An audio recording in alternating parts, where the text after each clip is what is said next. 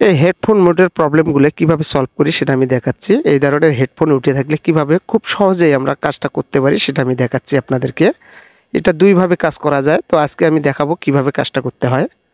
এই যে দেখুন, আমি সেটটাকে খুলে নিলাম, নেওয়ার পরে আমি মাদারবোর্ডটা বের করে নেবো এখান থেকে।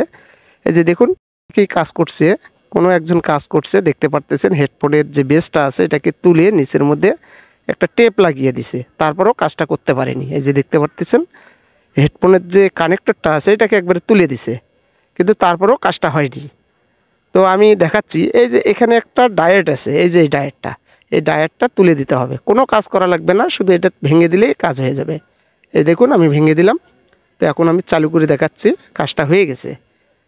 একটু কাজের জন্য উনি বেসটা খুলে ফেলতেছে, যে কেউ কাজটা করছিল। এই যে দেখুন হয়ে গেছে কাজটা, এই যে দেখুন হয়ে গেছে। আমি সাধারণ একটা কাজ করলাম, কাজটা হয়ে গেল।